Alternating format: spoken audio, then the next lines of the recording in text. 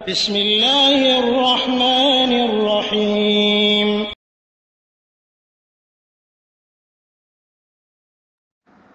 আসসালামু আলাইকুম রহমতুল্লাহি ওয়া বারাকাতুহু। আলহামদুলিল্লাহ ওয়াসসালাতু ওয়াসসালামু আলা রাসূলিল্লাহ নবিয়িনা ওয়া হাবিবানা মুহাম্মদ ওয়া আলা আলিহি ওয়া সাহবিহি ওয়া মান ওয়ালাহ। বাদ 618 নম্বরে আমাদের এক দিনী বোন জানতে চেয়েছেন যে মুহররম উপলক্ষে যদি আমাদের বাড়িতে খানার আয়োজন করা হয়, ভালো খানার আয়োজন করা হয়ে থাকে, তো এই উপলক্ষের খানা কি আমি খেতে পারবো কি পারবো না? বোন এটা বলেছেন যে ওনার জানা আছে যে এটা ঠিক নয়। এর জবাব হলো, আগে আমরা মুহররমের বিষয়ে কিছু আলোকপাত করব। মুহররম,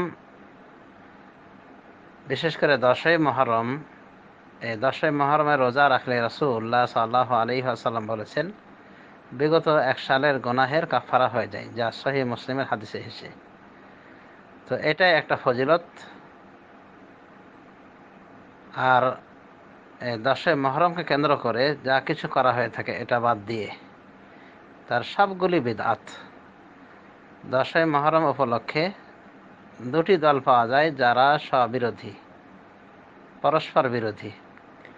একটি দল 10ই মুহররম উপলক্ষে মাতম করে, তাজিয়া বের করে, হোসাইনের নামে বিভিন্ন রকম খানার আয়োজন করে, অন্যভাবে শোক দিবস হিসেবে চিহ্নিত করে রাখে দিনকে। তারা ভালো খানার আয়োজন করে না, কিন্তু বিশেষ কিছু শরবত ইত্যাদি আয়োজন করে থাকে তারাও। আর বিশেষ করে তারা শোক পালন করে থাকে, শোক দিবস হিসেবে এই দিনটিকে চিহ্নিত করে রাখে এবং কালো কাপড় পরিধান করে। আর এক কথায় একটি দল 10ই মুহররম উপলক্ষে শোক পালন করে থাকে, সেখানে তারা ভালো খানা তো খায় না, তারা এই দিবস উপলক্ষে কি করে, শোক মানায়। এটি একটি দল, এটি হলো শিয়া রাফেজার দল। এটা জঘন্য বিদআত, এটা একটি বিদআত যা তারাই আবিষ্কার করেছে। এদিনে তারা হাই হোসেন হাই হোসেন বলে সারা শরীরকে ক্ষতবিক্ষত করে, লোহাস্ত্র দিয়ে ছুরিকাঘাত করে এবং তাদের এই ধরনের ওই শরীর খোঁচানো একটা তারা অনুষ্ঠান পালন করে থাকে, যা প্রকাশ্যে তারা টিভির পর্দায় প্রকাশ করে থাকে। তো এরকম একটি বিদআত শ্রেণী এই 10ই মুহররমে এইভাবে শোক পালন করে থাকে। এর বিপরীতে আরেকটি দল রয়েছে যাদেরকে বলে নাসিবী, আহলে বাইতের রাসূলের বিরোধী দল, যারা হোসেন রাদিয়াল্লাহু আনহুর শাহাদাতে অনেক আনন্দ উপভোগ করেছিল। এরাকে নাসিবিয়া বলা হয়, মানে এক প্রকার খারেজিদের চরমপন্থী দল। তো এরা এদিনে আনন্দ উৎসব করে, হোসেনের শাহাদাতকে কেন্দ্র করে এদিনে ভালো ভালো খাবারের আয়োজন করে থাকে, ভালো ভালো খাবারের আয়োজন করে থাকে, চোখে সুরমা দেয়, নিজেকে পরিপাটি করে রাখে। তো এটি আরেকটি বিদআতি দল, এদেরকে নওয়াসেব বলে। মানে খারেজি তো বটে, আরো উগ্রবাদী খারেজি, মানে এদের নাম আর একটা ভিন্ন পড়ে গেছে, নাওসেবাব এদেরকে বলা হয়, মানে যারা আহলে বাইতের রাসূলের বিদ্বেষী এবং বিশেষ করে হোসাইনকে অনুরূপভাবে হোসেনের পরিবার পরিজন, এক কথা আলীর বংশ সহ দেখতে পারে না। তো এরাকে বলে ফেরকায়ে নাসেবাহ।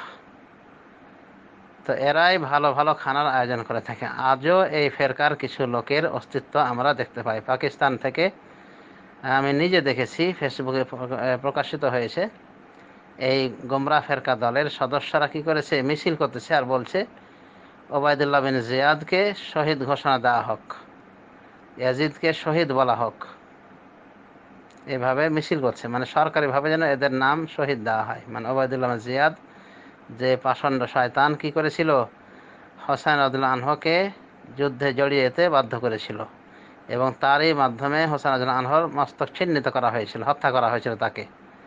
তো এই ওবায়দুল্লাহ বিন জিয়াদকে এবং ইয়াজিদকে শহীদ ঘোষণা দেওয়া হোক, এই মর্মে তারা মিছিল করেছে পাকিস্তানে। তো এই গোমরাহ দলগুলি কি করে, এই গোমরাহ দলের সদস্যগুলি এদিনে ভালো খাবারের আয়োজন করে থাকে। আর মধ্যমপন্থী দল হলো আহলে সুন্নাত ওয়াল জামাতের দল। তাদের কথা যে এই দিনটি কোনো ক্রমে শোকের দিন হিসেবে চিহ্নিত করা ঠিক নয়, বরং এদিনে যা করা সুন্নাত তাই করতে হবে। আর সেটি হলো রাসূলুল্লাহ সাল্লাল্লাহু আলাইহি ওয়াসাল্লামের হাদিস অনুযায়ী এই দিনে রোজা থাকা, এবং এই 10 মুহররমের সাথে 9 মুহররম মিলিয়ে রাখাটা উত্তম, কারণ এমনটি আশা রাসূলুল্লাহ সাল্লাল্লাহু আলাইহি ওয়াসাল্লাম করেছিলেন, কিন্তু তিনি সামনের সাল না পেতেই মৃত্যুবরণ করেছিলেন। তিনি বলেছেন, লাইন বাকিত ইলা কাবে লা সুমান্না তাসে, আমি যদি আগামী সাল বেঁচে থাকি তাহলে আমি 9 তারিখেও রোজা থাকব। এভাবে তিনি আশা ব্যক্ত করেছিলেন।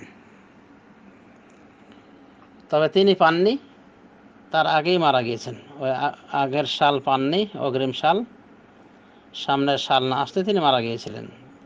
তবে তার মতন না যে 10 তারিখে রোজা রাখলে 9 তারিখ মিলিয়ে রাখবে। আরেকটি অপশন আছে যা ইবনে আব্বাসের মওকুফ হাদিস হিসেবে প্রমাণিত।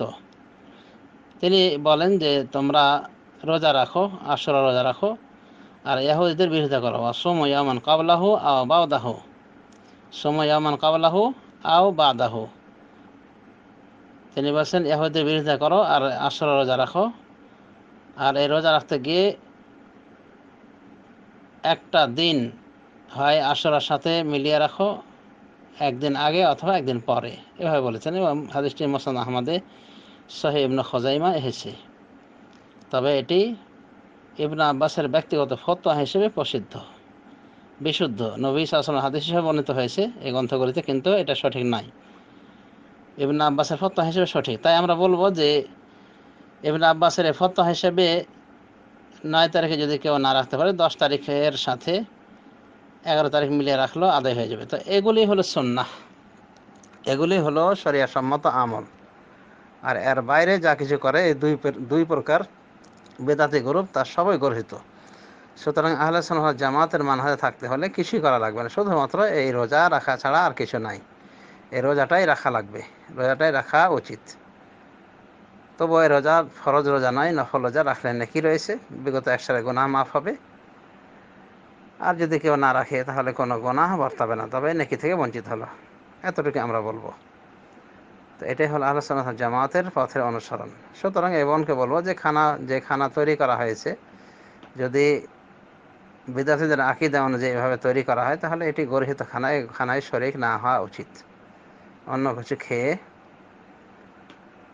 একবেলা এভাবে কাটালে এটাই ভালো হবে, এটাই নিরাপদ হবে। কারণ বেদাতীদের খানা খাওয়া বেদাতকে সহায়তা করার নামান্তর, বেদাতীদেরকে সাহায্য করার নামান্তর।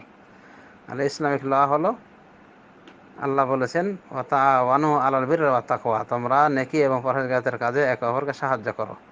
ওয়ালা তাআওয়ানু আলাল ইসমি ওয়াল উদওয়ান, কিন্তু গুনাহের কাজে এবং সীমা লঙ্ঘনের কাজে একে অপরকে সাহায্য সহায়তা করো না।